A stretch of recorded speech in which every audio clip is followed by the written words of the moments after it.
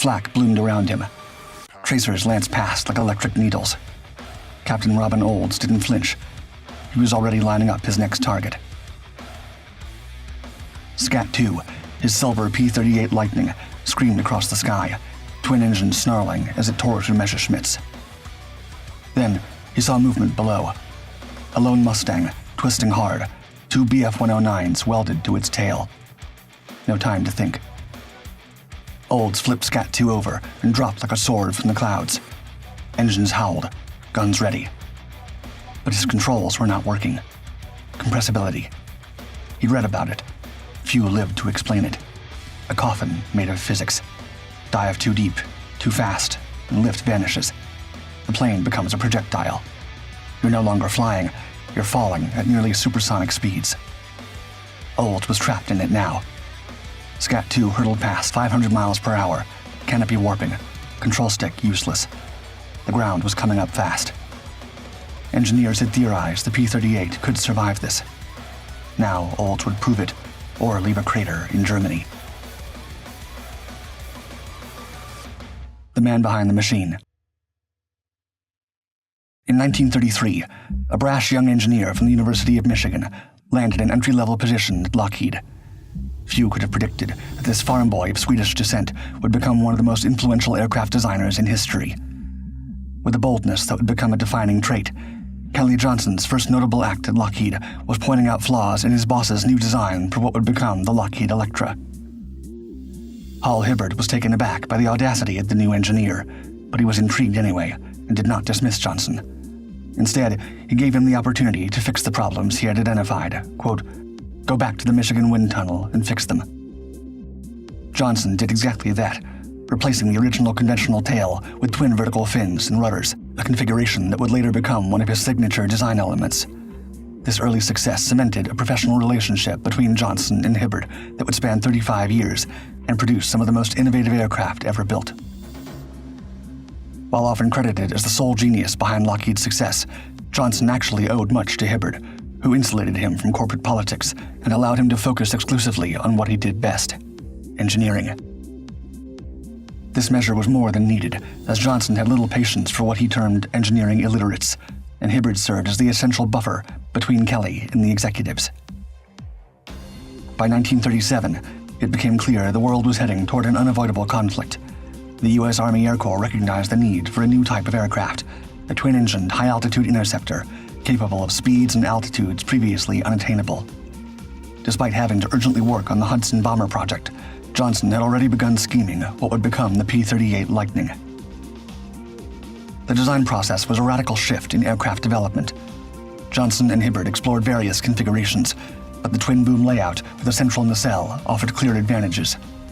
This unusual arrangement provided space for turbocharger plumbing in the booms, concentrated firepower in the nose without the need to synchronize guns with propellers, and created a stable platform for the pilot.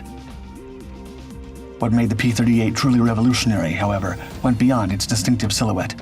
Johnson incorporated Fowler flaps, a relatively new innovation that increased wing area during takeoff and landing. He insisted on flush riveting and precisely butted skin panels rather than overlapping joints, reducing drag significantly. The Lightning's skin thickness changed based on what the structure needed, and the frame underneath was carefully adjusted in tiny steps, just thousandths of an inch, to make sure the outside was completely smooth. These small touches showed just how focused Johnson was on keeping the plane as aerodynamically clean as possible. Unlike many contemporary aircraft with fabric-covered control surfaces, the P-38 featured precisely engineered aluminum-covered surfaces that responded quickly and predictably at high speeds. Breaking the sound barrier. Johnson's relentless pursuit of performance led to an unexpected discovery. The P-38 was so aerodynamically clean and powerful that it became the first American aircraft to encounter compressibility effects. This dangerous aerodynamic phenomenon occurred as airflow approached sonic speed, and the airframe was shaken violently as the supersonic forces slammed it to its limit and made it impossible to control. In power-on dives, a P-38 could achieve such velocity that supersonic shockwaves would form over the wings, causing the aircraft to pitch downward into an unrecoverable dive. Johnson later admitted that the initial design, quote, was just too dangerous to fly. a young Lockheed engineer named Ward Beeman came up with the fix: special dive flaps that popped out from under the wings. These flaps didn't just slow the plane down, they changed how the wings lifted, stopping the dangerous nosedive. His idea ended up saving countless pilots. While the Allison engines powering the P-38 nearly doubled in horsepower during the aircraft's lifetime, speed increased by a mere 17 miles per hour, forever limited by propeller drag. Johnson later wrote, quote, "If we wanted higher performance, we would have to get rid of the propeller." This realization, which came as early as 1940, would later guide Johnson's development of the P-80 Shooting Star, America's first serious high-performance jet fighter. But for now, he didn't have the technology to get rid of the propellers, so the P-38 would be limited by its time. Due to its groundbreaking design and strategic importance, the development of the P-38 Lightning had to be done in utter secrecy. This led to the philosophy that would become Johnson's most enduring legacy: the creation of the legendary Skunk Works. This experimental facility shifted the way combat aircraft were developed during wartime. Given just 180 days from the go-ahead to the first flight, Johnson realized there was no room for business as usual. He established his famous 14 points, principles that eliminated bureaucracy and fostered rapid innovation.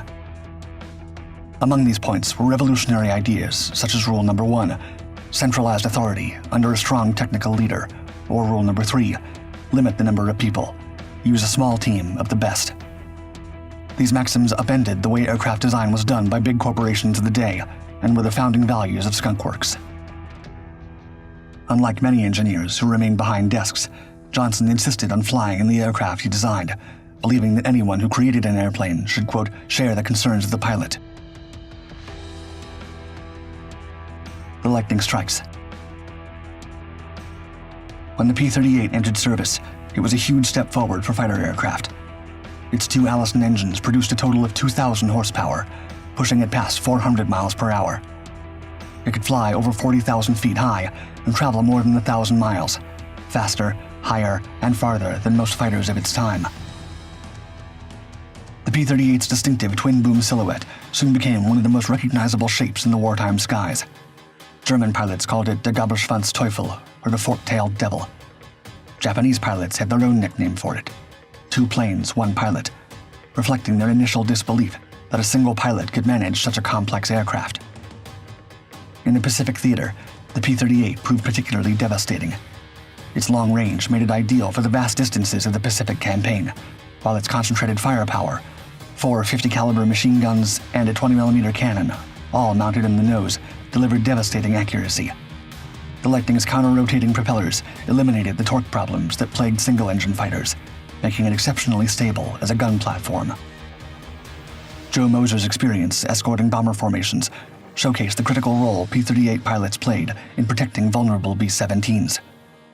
During one particularly harrowing mission in mid-May 1944, Moser found himself separated from his squadron over Denmark after encountering heavy anti-aircraft fire. Flying alone, a dangerous situation over enemy territory, he spotted a damaged B-17 with 2 engines knocked out, struggling to maintain altitude. Even though the bomber's radio wasn't working, Moser quickly decided to protect it. He flew in figure-8 patterns above the bomber, a way to stay with the slower plane while keeping an eye out for enemy fighters. His presence alone was enough to keep German pilots from attacking the damaged aircraft. As they crossed the English Channel, it became apparent the B-17 was losing altitude at an alarming rate, and there was no way they would land safely. Moser witnessed shock as the crew desperately threw ammunition, machine guns, and even personal luggage out of the aircraft in a last-ditch effort to regain some altitude. Meanwhile, Moser faced his own crisis, and his fuel supply was rapidly depleted. The figure-8 pattern burned fuel much faster than normal flight, and he knew he might not make it back to base either. Yet he couldn't bring himself to abandon the wounded bomber and its crew. Both aircraft barely made it across the channel, with the B-17 diverting to its base, while Moser, flying on fumes, somehow managed to land at Wormwood. The P-38 had not only proved to be a German fighter repellent, but also an extremely efficient machine. Falling like a dart. On August 23, 1944, during an escort mission over Wismar, Captain Robin Olds led his P-38 flight across a formation of 40 to 50 German Bf-109s. Climbing into position behind the unaware enemy, Olds and his wingman launched a surprise attack. In the adrenaline rush, Olds forgot to switch fuel tanks, and both engines flamed out mid-assault. Unfazed, he glided in dead stick mode, firing accurately enough to shoot down his first target before restarting his engines and diving to escape. As he rejoined the melee, Olds spotted a P-51 Mustang under siege by 2 enemy fighters. Diving to assist, he exceeded 500 miles per hour and fell victim to compressibility, that terrifying condition where airflow over control surfaces becomes supersonic, locking them and sending the aircraft into an uncontrollable dive. The left canopy window exploded from the pressure. Ground fire peppered the air. At the brink of blackout and death, Olds' lightning slammed into denser air. The P-38 responded. He pulled out just above a wheat field near Rostock. Miraculously, Olds regained control, looped into an Immelmann, and downed another Bf-109, watching the pilot bail out mid-air. That day, Olds became the 479 Fighter Group's first ace. He'd not only survived a harrowing dogfight and mechanical failure, but joined the rare company of pilots who escaped compressibility. By the war's end, P-38s had downed over 1,800 Japanese aircraft, and more than 100 P-38 pilots had achieved ace status by shooting down 5 or more enemy planes. Perhaps the Lightning's most famous mission came on April 18, 1943, when P-38s intercepted and shot down the plane carrying Admiral Isoroku Yamamoto, the architect of the Pearl Harbor attack, dealing Japan a significant psychological blow. In Europe, the P-38 conducted 130,000 sorties, with a remarkably low 1.3% loss rate. Most of these missions occurred early in the conflict, before the Allies achieved air superiority, meaning Lightning pilots often faced overwhelming odds in hotly contested airspace. The P-38 served as the primary long-range escort fighter for American bombers until the arrival of the North American P-51D Mustang later in the war. Beyond its fighter role, the Lightning's versatility proved invaluable. Different versions were used as night fighters, photo recon planes, and even to guide bombers. Some were armed with bombs or rockets for ground attacks, while others had special radar gear.